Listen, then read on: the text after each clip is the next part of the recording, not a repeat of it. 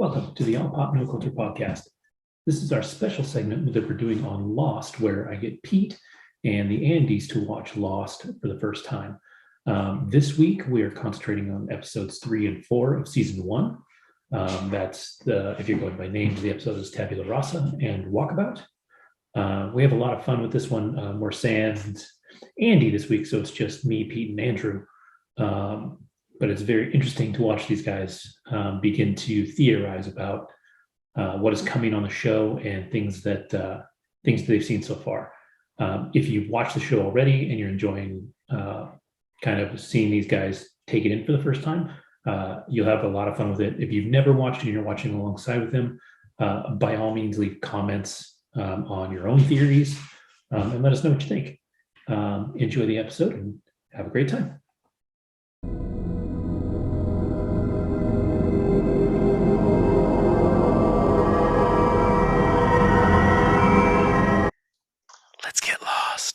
Yeah, let's do this thing. So it's fucking creepy. We finished the pilot last week. Andy had some reservations about everything in the show, and since he's not here, I can tell him to fuck himself. But they do in this episode address the water issue and the food issue. Now, the thing to remember is that the first couple of episodes actually take the pilot that we watched takes the most number of days that any couple of episodes take for the most part. As we start to see the show go on, we're going to see most episodes a day to 2 days, maybe at the most. So we're only on day like 4 or 5 when we hit episode 3. 4 days. Yeah, it's 4 days. Yeah. I remember Jack makes that comment about it's been 4 days and no one's come yet when they start looking for food. Yeah, that was in the other episode. No, that might have been whichever episode it was in, 3 or 4. I think it was 4 actually. Now that I say that, because I think I remember when it happened. Yeah. The food comes up in episode 4, so that's when they're really talking about that. Episode 3 is called Tabula Rasa. And this is our first episode where we start to see that they're going to kind of focus on people in their flashbacks. So rather than, the first couple of episodes, well, I think the very first episode didn't have flashback at all. And I think the second one focused mostly on Charlie, actually. But this one is 100% Kate in the flashbacks. Yeah, no, the only flashbacks in the pilot were flashbacks to the actual crash itself, like what people were doing immediately before that's right. And during. This is our first off-island flashback, and the first thing we see, of course, is our dear friend the Marshal still not doing very well, and Kate, he gives the photo of Kate to Jack, and shockingly, as you watch through the episode, Jack does not do shit with it. I know it's very interesting. That character gets very resigned to the fact that they're like stuck on an island, and like almost like he feels like this is it. This is our life now. No one is coming for us. We're going to live here forever. Like, you just get this vibe because he's like, everybody deserves a second chance. Mm-hmm. We can all reinvent ourselves. When it's just like interesting. Why did you think it was shocking that Jack didn't do anything? Because I think Jack is the kind of person who is always trying to do the right thing. I absolutely think that he's already in love, so I feel like, he was following his heart there. He's going to wait and see it, not necessarily like just go right to, what is this, but I mean, I'm curious as to why that was shocking for you. Because it didn't shock me. I didn't think he was going to do anything about it personally. See, I did. Well, I didn't know. I didn't think he would, because yes, he was under her spell. Like there was already that there. And the Marshal said that. Yeah, exactly. She got to you too, didn't she? Yeah, which makes me even more intrigued about Kate's past beyond her flashback in Australia here. That we get a little bit more of her personality, which is kind of cool. Mm-hmm. And like, okay, there's something else deeper going on there. But yeah, continue, Kevin. I'm sorry. No, it's good because looking at the flashback, it's like you said, it's really interesting. You get to see this part of her from before the island. In a lot of ways, you don't get a ton of time, but in a lot of ways, she's not really that different. She's kind. She's helping this guy on his farm. She's making money off of him, but in an acceptable way, like he's paying her. And then he rats her out, right? Like he's the one that gives her up. The funny part about that is that I was reading something, and it said that in Australia they don't put their wanted posters in post offices, and even the wanted posters that they do post in the police stations don't actually put the reward amount. So when the guy says, "Oh yeah, I saw your poster in the post office and the reward is $23,000. I got a hell of a mortgage." It's just it's one of those funny things. The other thing that's cool, and I don't remember where I heard it, but so everything in Lost was shot in Hawaii. Like the entire show was shot in Hawaii. There's 1 or 2 episodes later in the show that were not, or not entire episodes, but scenes. But otherwise, everything you see is in Hawaii, which gets more impressive as it goes on because there's some really cool stuff that they do. But to make it look authentically like Australia, they reversed the camera because they're driving, and they needed dude to be on the left side. That's how they did that. I was trying to, yeah. So rather than shut down roads and film, everybody driving the wrong direction, all that, they literally flipped the film for that scene. So when he's in the truck, you see him on, driving on the other side of the car. He's actually in real life. He was driving on the right side of the car. And I always thought that was like brilliant, right? Like there's all these things that these guys do that are so smart. And I was watching the director's commentary for the next episode, and they actually said that because everything on the island is so lush, like in almost every shot you have blue or green, and it's a bright blue, right? So in their flashbacks, they try to use as little blue and green as possible to separate it from the current timeline that we're watching. But yeah, a lot of stuff goes down in this episode too, right? Like we kind of deal with the aftermath of the signal, right? And the first inclination there, as Saeed puts it, is to not share this with anybody, because if they find out that they're fucked, nobody's going to hear that.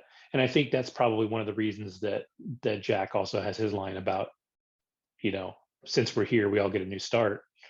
Kate, he's the only person that was told outside of that group of people that were there, because Kate pulled him off to the side and told him. Yes. But yeah, like I'm curious too, like, and maybe it wasn't in this episode. Oh no, it was. So you get Sawyer and Jack in the fuselage. They have their little moment where he's going in there to look for meds, and then he sees Sawyer up in there, and you get a really good feel at that point for like Sawyer's personality. It may not be his entire characterization, but you get his personality, a lot of his personality in that little scene.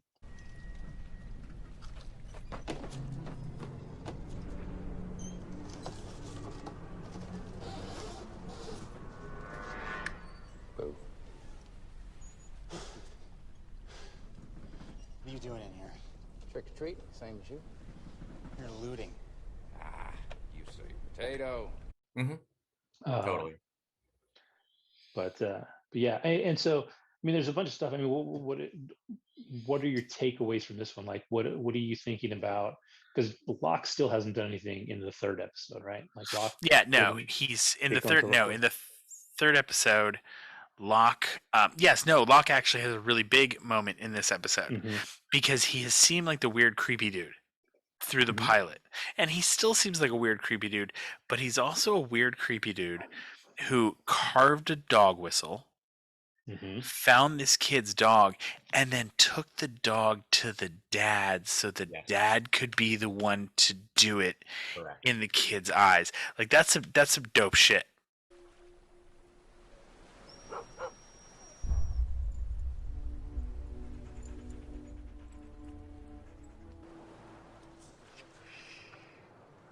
I found your son's dog. What? Vincent? I tethered him to a tree just over there. I know that Walt lost his mom. I thought that you should be the one to bring his dog back to him. Like there's something very like all of a sudden you're like, oh, maybe he's not a weird dude. Maybe he's just this incredibly, like, what we're taking is almost like a weird kind of villainous tone is actually just like an incredibly disciplined, type person. Like I'm like Locke. So Locke had me because he's the only person that you get nothing about. Mm-hmm. Absolutely nothing. Like we don't have a flashback for the father and son, Mm-hmm. but their entire past and reason they were on the plane was explained it's already to us. Been explained. Yeah. Like it's been explained, so we didn't need a flashback. There's no mystery. Well, I don't want to say there's no mystery. There's obviously going to be something because I can already tell with this fucking show. There's something with everybody, but there's nothing outward with them. Jack, we have almost no information about. Family of Nothing. Doctors, basically, that's it. Yeah. Fell into it. We've got what's going on with Kate, like we talked about, but Locke is the one person from the beginning you get nothing on. Yeah, absolutely nothing. It's really, you don't understand at all what he's going through as a character until the next episode, right? When some shit goes down. Yes. But in this one, yeah, he's still kind of just there, other than the dog whistle thing and getting Vincent back for Walt. He's kind of just in the background. Mm-hmm. But there's some great other things going on. There's the whole the interactions between Michael and Son. There's a couple of those that are fantastic. There's the one where he's trying to get her to watch the kid. Yeah, that was cute. No idea what the that's actually in the next episode. Now that I think about it, that's in the next episode. I'm getting my episodes mixed up. But he is this the one where he runs into her in the forest though, and she's at the shower? I believe so. Episode 3 happens. That was awkward. Yeah, that was fantastic. I will say it's a very interesting choice they make that they don't give you subtitles of what they're saying when they're talking to white people, when they're talking to or people who aren't who speak English. I didn't notice that. But when they're talking to each other, you get subtitles. Huh. Yeah, I actually think it's a pretty intelligent directing choice. It builds that confusion, right? When you see that, you understand that these people can't understand her and vice versa, versus when she's talking to Jin, who I don't think they've said his name at all. No. But his name is Jin, her name is Sun. It's really cool. There's so many like intelligent directing choices made throughout this series that are really cool. By the way, which episode is it where Jack keeps seeing that rando? Was that in 3 or 4? That's in 4. Okay, 4. Yeah, we'll get to that one. That's already because 3 we have another little cuckoo moment. So we've got the gun that they had on the whole thing, which Kate has, which Hurley is flipped out about. I love the scene when he sees it. Or that whole interaction between him and her, because he found the note or found the photograph. He's so great at being awkward. Like, that's another bit of trivia is that he initially auditioned for the part of Sawyer. Whoa. And he was not the right fit, obviously, and especially if you see Sawyer, like that dude is perfect. But they liked him so much they wrote the character of Hurley for him. That's brilliant. Yeah. Oh, that's cool. And so like this character of Hurley and all these things that he do are very much Jorge Garcia. Like they're all, designed to work for him. And so his little awkwardness and all that stuff is just fantastic. Oh, he's so good. It's so like it's a little bit of comic relief to cut some tension. Oh yeah. At certain points, but it's like it's just the right amount that it doesn't make you outwardly laugh at a scene and take you out of, like the stuff when he was scared of blood, and he passes out. Favorite dude, like that's hilarious, but yet it wasn't done over the top, so it didn't take me out of what was going on in that moment. And that, of course, brings us to the interesting moment in the tent with the marshal. When he asked to talk to Kate by himself for the second time after waking up and choking her. And that their whole interaction is it has me wondering what their relationship is. Like I'm floating there in my head going, is this her ex-husband who was like totally like abusive to her or something, and like he's a marshal, so he's on the case to track her down? Or did she kill his brother who was married to, like, there's something going on. Like, if he's pursuing her this heavily and this angrily, there's obviously something else in the background. He's not just the guy that's obsessed with getting this one girl. It's not friggin' Tom Hanks and Leonardo DiCaprio, and Catch If You Can. Like, this dude is obviously after this girl for something way, way deeper. And he's, when you watch the flashbacks too, you really, he's a dick. Oh yeah. Like, he's not just like a hard work cop. He's a dick. Yeah. You're like you don't. It's tough because I didn't. Well, so he asks Kate that the whole segment, the way they cut it together, the way they block it, all of it. Because he asked Kate, so are you going to do this or am I? And you're not sure what he's talking about. And then they cut outside, and that's when Jack learns that she has the gun from Hurley. And so he goes rushing towards the tent. Let her in there alone? What's she going to do? 120 pounds soaking wet. Yeah, but she's got that gun. What? She's strapped, man. I saw it in her. And stop her. And then I swear to God, she is an incredibly beautiful woman, Evangeline Lilly. But good Lord, they know how to light that woman in every circumstance to make her look just absolutely amazing. They do the little moonlight thing, and she does a little turn backwards and looks at Jack, and you're just like, good God. Kate.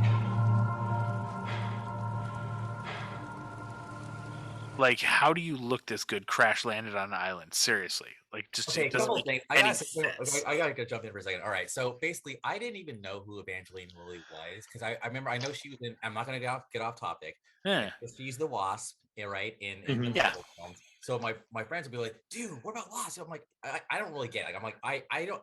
I get it, but I don't get it. I think she's all right, but I will say though, but there was a scene where she was absolutely just on the beach, anyway. She's washing herself. Yeah. Like, now I get it, but I'm just saying, like, I'm not like Gaga, but I'm like, at the same time, I get what you're saying, but I'm not necessarily. All right. It's funny. She actually, she struggled. She almost didn't get to do the show because it was shot in Hawaii, and she's Canadian, and she couldn't get a visa. Like, she was struggling for a visa, so she almost wasn't in the show. Wow. I think she was. Yeah. But what always made me laugh is when she came on, the first time she came on TV, I was like, dude, I know who that fucking chick is. I've seen that girl before, and I could never put it together. And then one day it clicked. She was the Live Links girl. Do you remember the 1-900, the Live Links? I've seen it. Yeah, I've seen the commercial. Tonight, I'm going to do something just for me. I'm going to Live Links. It's the best place to meet local singles, and you can try it for free. You don't need to go out to have a good time. Just pick up your phone and call Live Links. It was like on a BuzzFeed thing. Yeah, it's hilarious. Yeah, like she's there sitting there in her little tight jeans and talking about, like, if you call, we can talk and blah, blah, blah, and it's hilarious. It's funny because she's not like, she's like one of those very classically beautiful women. Like, I'm not like it's like I said, it's all in the way they light her. Like, they don't make her. This is gonna sound stupid. The way they light her and the way they look, you don't sexually desire her. Like they're not posing her in certain False. ways. I was just gonna say, like, her body is hanging. I'm just no, but you know what I'm saying though. Like they're not putting her out there as a sex object in situations where it would make sense for her to look like that, but because of the way they shoot her and the way they light her, it's obviously she's this like gorgeous woman, but you don't like sexualize her, if you will. Like it's just a very interesting way they do that. And like I said, it was that one scene when she when she looks back at Jack, and she and Jack have made eye contact, and boom, you hear the gunshot. And my first thought was, oh shit, she gave him the gun and he just capped himself. Same. And then they roll up to the tent, and there's Sawyer with the gun.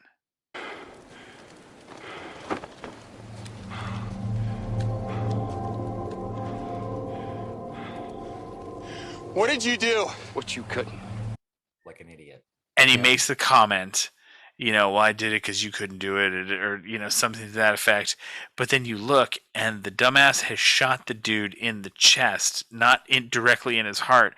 So instead of bleeding out painfully over 4 days, he's just going to bleed out painfully over a couple of hours, while he literally just drowns in his own blood. Mm-hmm. And so Sawyer, walks away, and they have this whole moment, and Jack has to go back in and kill this dude. Yeah, with his hands, right? Like he doesn't have. Exactly. Choke him, Which, and this is where I'll be tonight's Andy. This is where I looked at it and I went, the gun is overkill, if you will, to me. I would have just taken the dude's pillow and fucking smothered him in the state that he was in. Well, in theory, you use the gun. It's the fastest. Yeah, you'd think. Yeah. In the head. Why wouldn't you go for the head? Like what? Like that's what I'm thinking. Like because that's exceptionally messy. Give homeboy the gun, and then he can just off himself in the head. Okay, so Sawyer, you shoot him in the head. But Kate can't give him the gun, right? Oh, right. Because there's a chance that if she gives him the gun, he'll shoot her. He'll shoot her, right? So can't do that. And if you shoot him in the head, that's messy. Like that creates a bunch of backlash, right? It's true. If you hold the gun to somebody's chest and shoot them, it's going to go through. It will make some mess, but it won't. But not the same way a head will. Yeah, we've all seen Pulp Fiction. And if you shoot someone in the head and you're standing, you see that whole thing. When you shoot somebody in the chest, it's just going to go through. So you're not going to experience that the same way. All right. And not from experience. I've never shot anybody in the head or the chest, but I've watched a lot of television. But I just think if you if you're trying to not traumatize yourself after the fact, you wouldn't shoot somebody in the head. All right, we're gonna get graphic though, but I've seen headshots where it's just like a hole in the head, like a hole in your head, in your motherfucking head. Anyway, this like a Hill song, and it's just a hole in the head, and a little like blood dripping out. Like that's this is a 45. It depends on the caliber. This is a range. Issue, 45. So this thing's gonna. Yeah, like I don't know. Like I don't know. Watermelon life. Okay. Well, it's because like one of the big things, like the mafia used to love using 22s. Yeah. Because you put the barrel at the back of somebody's neck, and you fire a 22 up inside their skull, and the bullet and the power of a 22 is so small, it's not going to exit their head. It's just going to bounce around inside the skull, scrambling their brain. Yeah. And so it's not messy. It's a very almost clean way of doing it. Exactly. Well, and I'm not, Andy's not here to clarify. Andy would clarify gun shit for us, but yeah, I'm not a gun guy. But when COVID hit and some crazy shit went down, like there was people going to like door to door with axes and shit, right? Like things were crazy. I actually purchased one. I purchased a handgun, and just for home protection. I remember talking to the dude at the counter, and I was just going to get a 22. I just wanted something, and he's like, look, if you're worried about somebody coming into your house, a 22 is not going to stop someone. Yeah, no. It's going to hurt them. It's going to make them more angry. And unless you hit them in the right place, you're not going to do anything. He's like, the 9mm is better for the home because that's kind of in between. That'll hurt somebody. That'll slow them down. It'll knock them down. He's like, if you're looking to destroy them, you go with the 45 or higher, right? Like a 45 is going to go through the person, through your house, and out into into the street, right? Like it's a legit bullet. So and most police officers carry at least a 9mm, if not a 45. Yeah. So you have to assume this guy was carrying a 9 or a 45. I believe actually that was a Sig Sauer. I don't know. Model 229. Yeah, no. Yeah. But all right. Yeah. So but this, to go back to my original point, this is a little glimpse at the darkness inside of me. See, I would just feel like if I were to be the one who was to be the killer of the dying man, mercy killer. There's part of me that would be like, no, I'd choke that dude and I'd watch the light leave his eyes. Like, there's only one chance in my life I'm gonna legitimately get a chance to kill someone and see what that's like with virtually no consequence. So I'm gonna take advantage of that, and it's like the whole idea of how disconnected we are with our food, because people don't like see their food being slaughtered in slaughterhouses and things like that. It's just in the thing. And like guns have made it so easy in so many ways to kill people. We need to go back to beatings and choking. I'm so glad people live in your house, man. Well, damn. That's all I gotta say to that. Well, damn.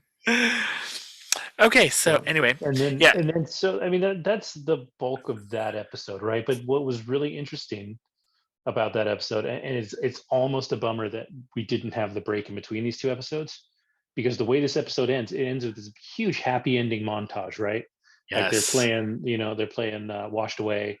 They're doing this whole bit, and everybody's happy. Like, Saeed kind of forgives Sawyer, throws him an apple. Like, everybody's getting along. Everybody's cool. Everybody's got their moments. And then the very last thing is it cuts from the music. You've got Locke sitting there, and the music turns to this hard, like, ominous chord, right? They're gonna wash away this all, but I'm gonna take them away.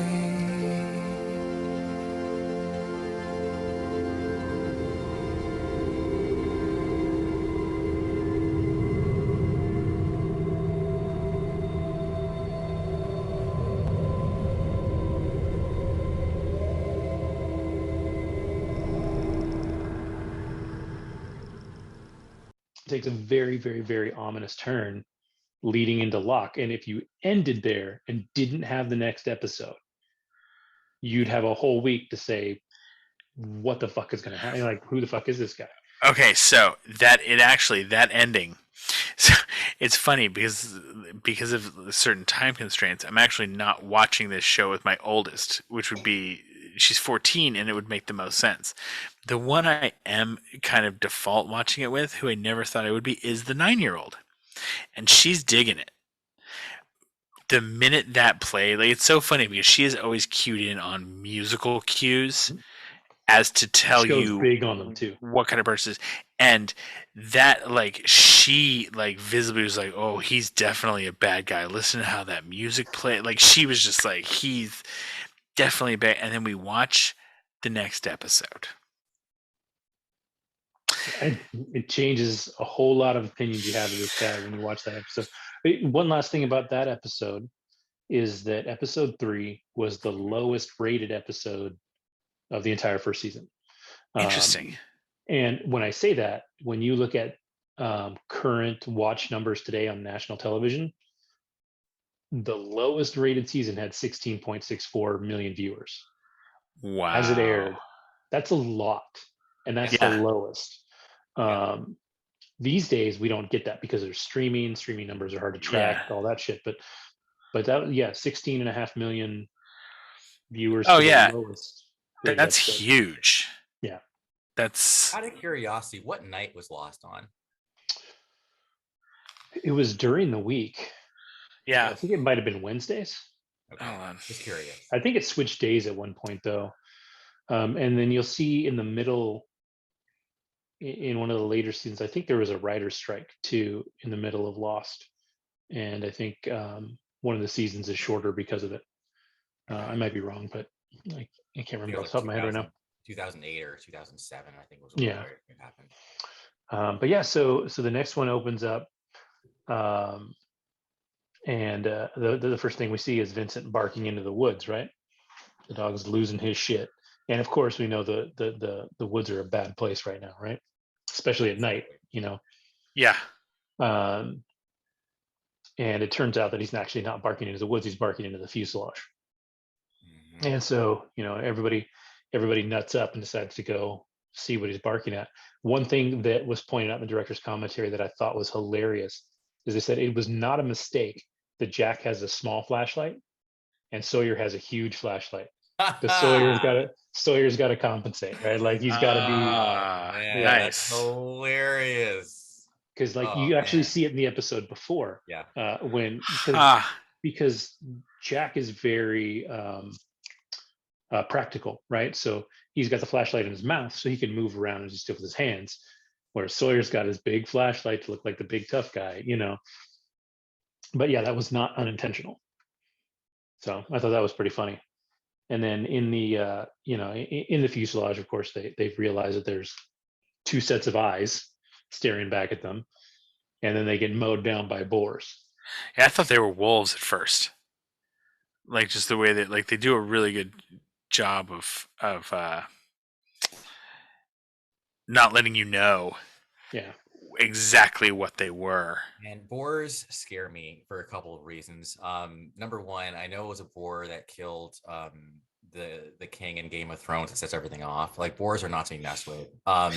There's an anime called oh my god, what is this anime called?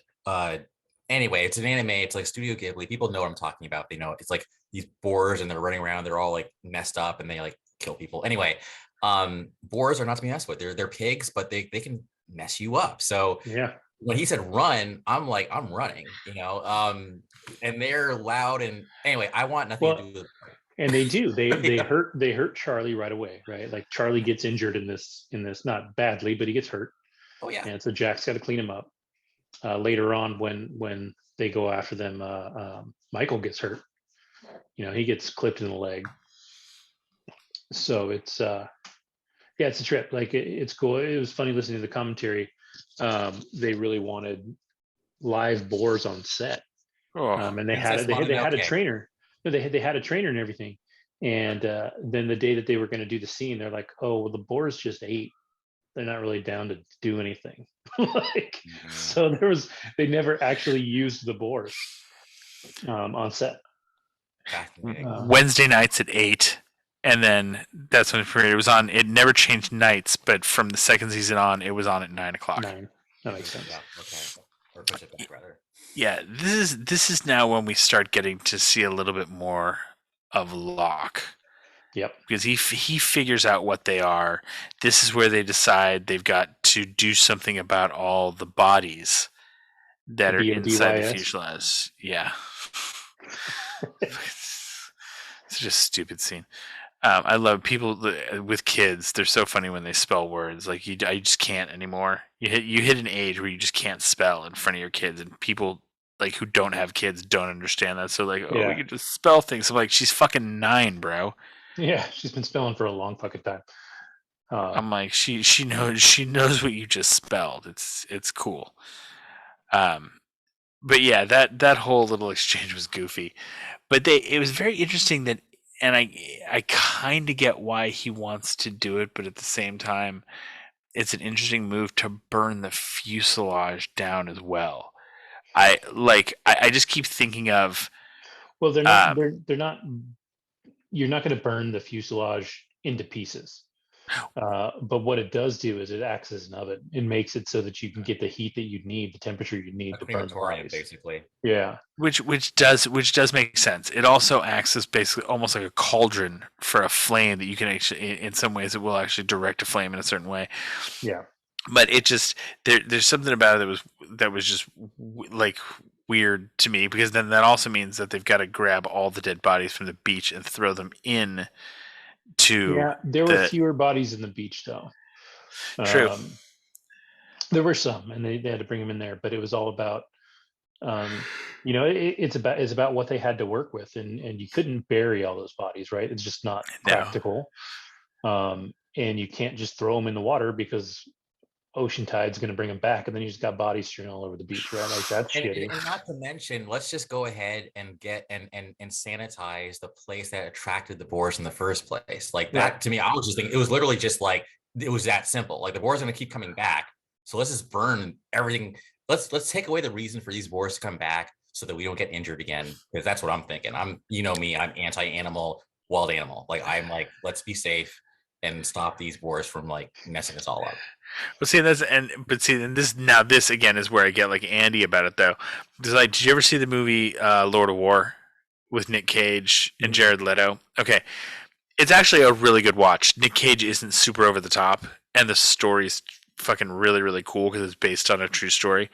But there's a scene where he's a gun runner, and he's flying we'll just call it a C-130, even though it's not a C-130, but it's kind of like, imagine a plane about that size. At least it's got a little cargo hatch in the back. It's a big ass plane with lots of guns. Well, he's got to make this plane disappear or at least its cargo disappear before Ethan Hawke, who plays an Interpol agent, gets there the next day and can bust him with all these guns. Well, all these, African tribesmen and people from the different village come, and they take all the weapons, and then they proceed to strip this plane down to its like absolute and total, like just the skeleton of the fuselage and everything. And it's amazing because they do it. They basically film it in what do you call it? The high speed time lapse photography. So you watch it go from day into night into the next morning, and you watch the people strip all the pieces off this plane, and it's absolutely amazing. So I just kept thinking when they were watching that, I was like, God, I kind of get why they're doing it with the fuselage, but there's so much stuff inside that plane itself that's going to burn up. Well, that's why if you watch before that, like the whole setup is in the background. They're not the main characters, but all your background characters are doing stuff. Yeah. And they actually said in the director's commentary is that they really tried really hard on this show to always have the extras moving and being busy, because you didn't want to feel like they were already comfortable being there. It's only been 4 days. They shouldn't be just around waiting and just whatever. They should be busy and full of life, trying to, make sense of things and move things around. Like if you see, like they haven't built shelters. It's only been 4 days. So if you see where later on in the episode where Sun is sleeping, they've only propped up like a wing, like she's laying under the wing. And so like they're still really figuring stuff out. They don't, they don't know everything they have. And they're kind of operating on this assumption that somebody's going to come, and until they get, back down from that mountaintop and realize that, nobody's coming. It definitely, there's stuff going on in the background that doesn't necessarily matter to the story, but matters to your brain taking in the story. Yeah. And so they're always stripping out that fuselage. But this whole thing leads them to determine, that they don't have any food left, right? At one point it comes up and Hurley's like, yeah, dude, we ate all that shit. He's like, well, there's only so much food on a plane. Plus that was saved. Right. Now, well, you have to assume that, their section of the plane must have had the galley. Yeah, exactly. So you get a bunch of food that way. And there would have been food for 200 people, even though only 42 survived, right? Because you've got the front and the back of the plane and all that. Assuming it's a full flight. So, I mean, they had a decent amount of food to survive until somebody showed up, except nobody showed up, right? And so when they start to address that, that's when John Locke shows up with his pile of knives. His briefcase of knives. Yeah. And like that moment hits near the best line. Excuse me, the best line of that moment was when Hurley goes, who is this guy? Who is this guy? Like and you're figuring that out.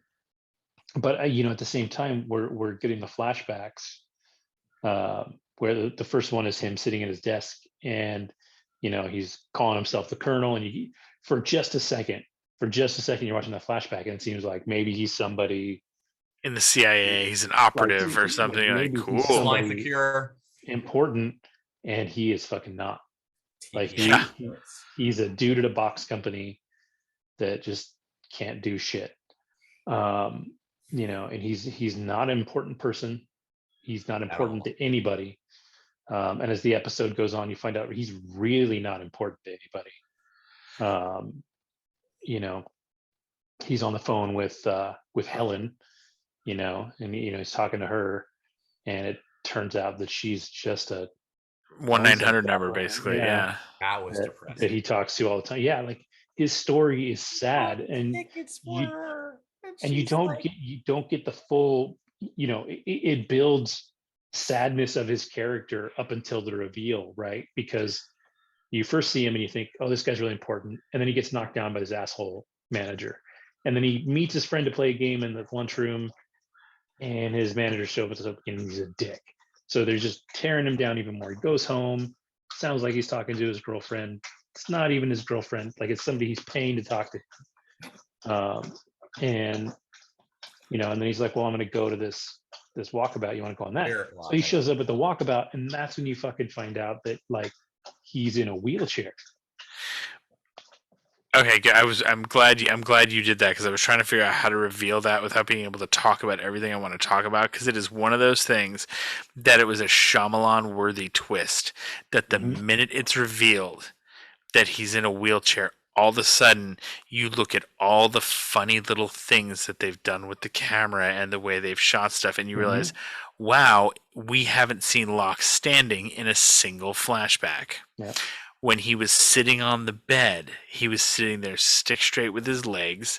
And most actors that you've ever seen, their blocking when he was on the phone with Helen would have involved getting up and standing and talking on his feet. He wouldn't have remained seated. Yeah, he would have been walking around the room but he sat there seated. So it also explains why Locke was staring at his toes. And wiggling them. Oh, snap. Yep. Yes. Going into everything.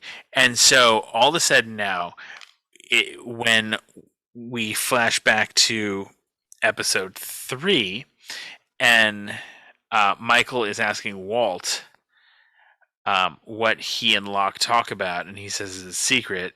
And he's like, well, tell me the secret. And he's like, well, he said he's a miracle. A miracle happened, right? Happened, and you're like, well, of course a miracle happened. And then but Locke again is this dude that we don't know why, but for some reason is spending a lot of time by himself, just kind of sitting and staring off into space for the most part. He finds the backgammon board and he starts to play with Walt, and so that relationship starts to develop, and then he's all like badass, his box of knives, I'm gonna go hunt the boar. And you do this thing, you're like, oh shit, this dude's been able to walk for the first time, possibly in his life, we don't know how long, for going on 3 days now. 4 days. Like, what is going on here? They drop that on you so well. It's so, like, I in a million years, I never would have thought about that. And now it makes sense why they're not just, well, this one, why was there a wheelchair? Yeah, because they're playing like they've been using the wheelchair to carry, and I never, it was interesting because I keyed in on the wheelchair because they've used it as a prop a couple of times prominently when what's his bucket, Dope Sick Boy is helping Claire. Is helping Claire with her luggage. And then again in this episode, you see them as they're gathering firewood. They're using, I think it's Hurley and somebody else are using the wheelchair. So they keep throwing the wheelchair at you. And I know personally, I just accepted it as a prop piece. Like, it never once thought to question, why was there a wheelchair Right. there, like whose wheelchair was. It seems to be in very good condition, so it looked like it might have been kind of packed away on the plane or something. Like it was just very much like whatever. Like you didn't even just give it a thought. You're just like, okay, yeah, there's a wheelchair there. Fuck it, why not? And then you find out, oh shit, there's a wheelchair there because this dude lived in it. It was a total mindfuck, and it was very impressive. It was also really impressive to do a twist like that early on in a show's run. And well, this show drops a lot of interesting stuff, right? Because you've got that, you've got the smoke monster, or the monster chasing him, right? It actually chases Locke in this episode and leaves him behind. It doesn't do anything to him. It killed the pilot, but leaves Locke alone. And Locke is also now the first person we know to actually have seen the monster. Right. Because I mean, I remember. Oh, keep going. I was saying, and he describes it when given the opportunity as beautiful. Yeah. Like, he's so he's the only one to see this. And then, near the end of the episode, we see this random dude pop up that it seems like only Jack can see. Twice, yes. And it happens twice. So this is now you're starting to see the things on the island that are beyond, just a recording of somebody, which is not preposterous, like it's a doable thing somebody could. But now you're seeing things happen that are less easy to explain. You've got a dude that could walk after being crippled for however long. You've got all this other stuff. So it's really the show's starting to kind of pull the curtain back a little bit. Yeah, I'm again, I'm ready to watch episode 5 like tomorrow. Thank you. Like tonight, you guys got my text. Like I legitimately was like, "Can I keep going?" And I was hoping you would say yes, Kevin, but you didn't reply. So I figured the non-reply meant no. But I got kids, man. I'm really good at telling no. This is this is like it's tough because this is why I brought up even last week when we first started talking about it that like we may need to change it from 2 to like 3 or 4 episodes. but I'm still I still like the 2 block. It's a 2-hour block. It's 2 episodes. It's a good chunk of the story, and it's still the whole point of this was to kind of see if we can get that same kind of feeling that it was. And so far, it's worked. Like waiting a little bit, I am looking forward to watching it. It's like, I told Christy tonight that my only decision is, am I going to watch it, Saturday evening right before we record, just like I did last week, like the first 2, or do I watch it just kind of when I can? And Stella and I had the perfect time to watch it last night, and it was, man. This show, like this is, I feel like I'm going to say this every week, but I totally get it now. Like not why people liked it, but it's just an amazing show. Yeah. All right. Like, so if I wanted to say as well is like, okay, so even though I am, I'm from this generation, like I was around when Lost was around. I look back to like 20 years, whatever, and think, the storytelling can't be that sophisticated because I feel like now in our current day and age television, we're in the golden age. Like there's just so much stuff out there. So this is a broadcast show. It can't be that good. Like I'm like, this is going to be like really facile and not that complex and whatever. But no, episode 4, showed me that you guys get character and story because I am totally sucked in. Mm-hmm. I'm totally sucked into Kate. I like the rando, like rancher or whatever that she was, the fact that she even pulled him from the wreckage was like, wow, like you're a good person. Like you could have just ran off, like the thing could have exploded and he would have died, but you would have been free. But no, you did the right thing. And then they didn't even say as much. Yeah. And then be real, if I was on run, I would have ran. And the one thing she asked the marshal for, or tries to ask the marshal for, is to make sure he gets his money. Yeah.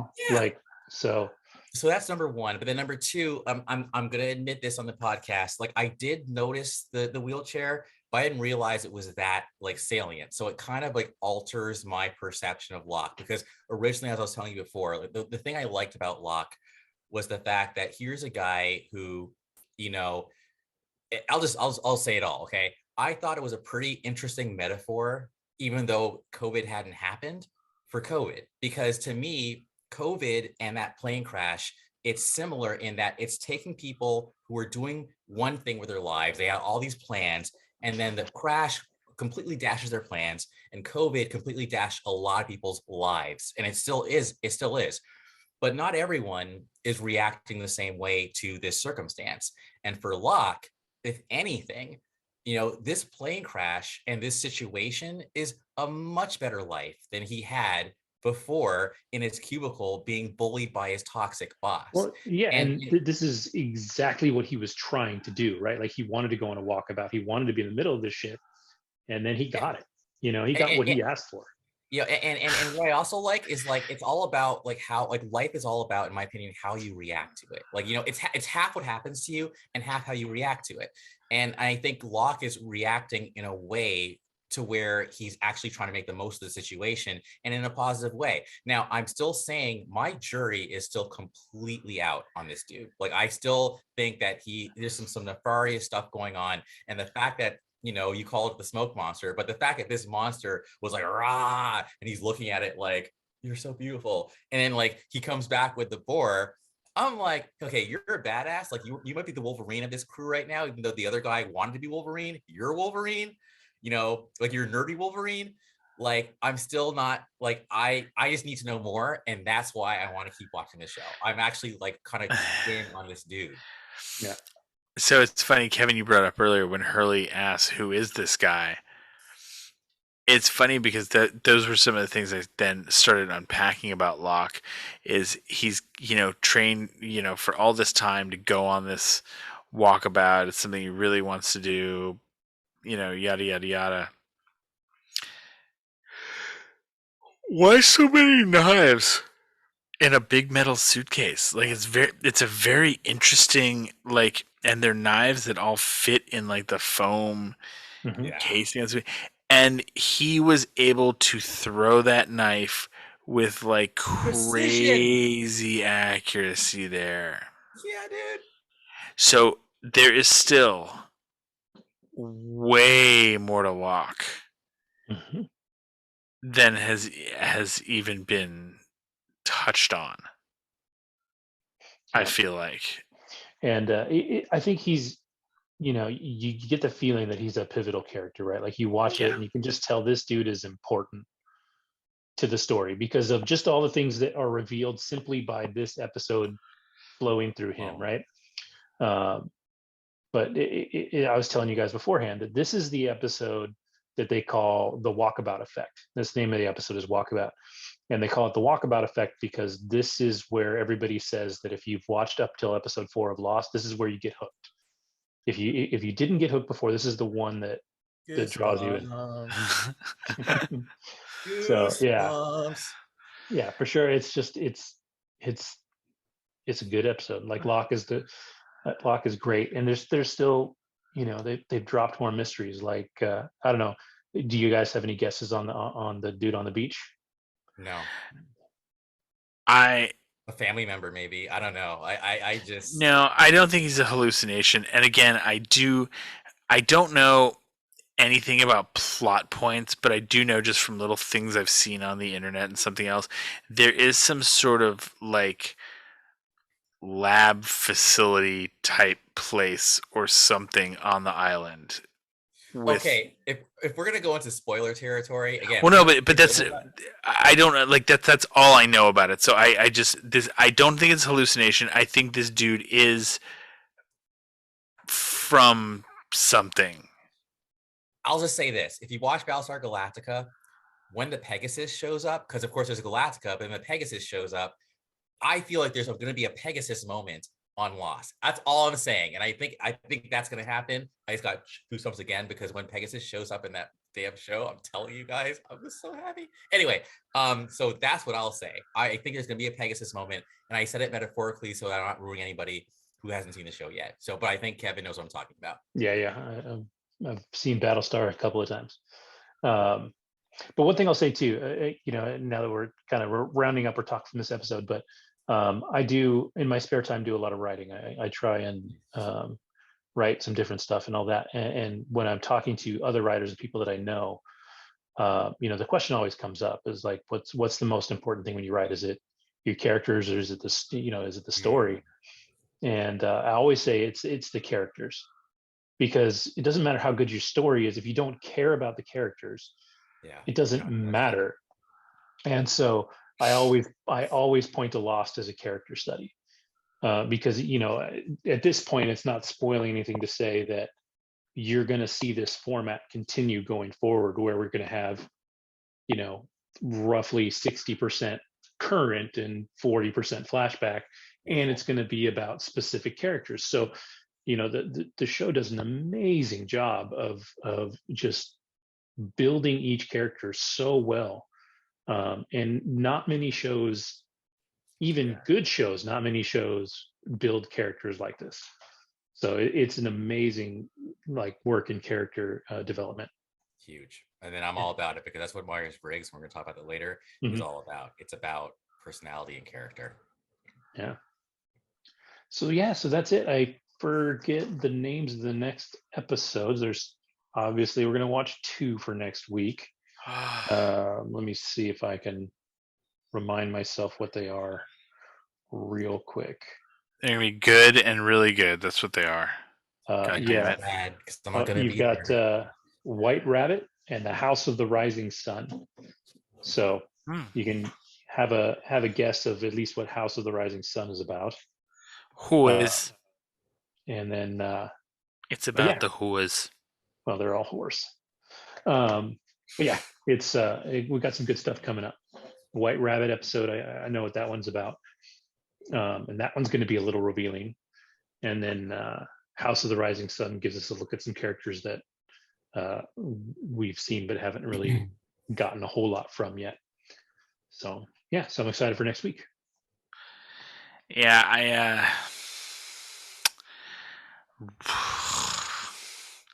it's hard.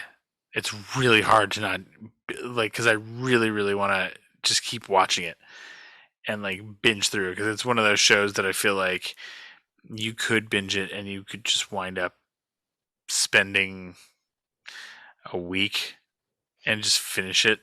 One thing I'm really appreciative of is the fact that I had to watch it in the way that it released originally, because since then I've watched it many times on streaming, and I've watched it back to back to back. I've watched entire seasons in a matter of days, right? But to have both of those experiences was really nice. I mean, like I said, I think I've seen this show at least 7 times, beginning to end. Wow. But there's all kinds of stuff in there, and I'm not an expert. I know so many people that have seen it so many more times, and the other advantage that I have over normal people is my memory fucking blows, dude. I have a terrible memory, so when I watch it again, I'm like, oh yeah, I forgot about that. So you get to relive it though, so it's pretty cool, man, that way. But yeah, it's just a great show. So we'll keep on trucking next week. Awesome. Lost. I can't wait, man. Yep. I can't wait. Man, I told you. You didn't listen. No, it's one of those things, you get somebody who's really into something, and so they tell you it's like one of the greatest things ever, and then so far this is one of the first things that I watched. And granted, we're still only 4 episodes in, but this is one of the only things that I've watched where it actually has lived up to the hype. Yes. So far that it's had. You're not the only person that in my in my life that has been like, you never watched Lost? That I'm really stoked I'm getting to watch this, because it really is fucking cool. And it does, it's cool because now I feel like, okay, now I see why these shows like Manifest and some of the other almost supernatural but psychological thriller shows have been on TV and done as well as they have. because Manifest hasn't been the only one. There've been like a couple of goofy ass ones with planes disappearing and shit like that. Like, I feel like there's one that's on right now with like a train that disappears. It's called like Derailed or something. It's the same kind of. For anyway, doesn't really matter.